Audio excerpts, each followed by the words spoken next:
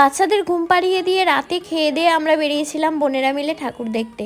এই কাকিমার দোকানে ভিডিও করেছিলাম, কিছু জিনিসপত্র কিনেছিলাম। রাতে যখন মেলা বন্ধ করে সেই সময় ভিডিওটা বানিয়েছিলাম। আমার কাকিমাও আমাদের সাথে ছিল। সন্ধ্যেতে এত ভিড় হয় সেই জন্য রাতেই গিয়েছিলাম। আমাদের কালী পুজোর দিন কয়েক বছর আগে আমার শরীর খারাপ হয়েছিল, হসপিটালাইজড হতে হয়েছিল। আমার পিসি মানত করেছিল, সেই জন্য পুজোও দিয়েছে।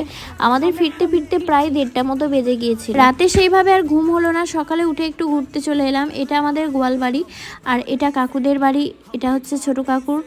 সবাই একে একে বাড়ি হয়ে গেছে মোটামুটি। ওই বাড়িটা দেখা যাচ্ছে, ওটা আমাদের বাড়ি। এটা কালী পুজোর দিন পরের দিন বোন এখানে ভিডিও করে দিচ্ছিল। বক্সের এত আওয়াজ ছিল, খুব প্রবলেমের মধ্যে ভিডিও করেছিলাম। এখানেও একদিন হই হুল্লোড় করে তারপরে আবার রওনা দিলাম বাড়ির উদ্দেশ্যে। দিদাকে সাথে করে নিয়ে এলাম, চলো কয়েকদিন ঘুরে আসবে। অনেক ঘোরাঘুরির পরে আবার চলে এলাম নিজের সংসারে। মেয়েদের বিয়ের পর যেটা আসল ঠিকানা, আবার ফিরে চলে এলাম নিজস্ব বাসভবনে।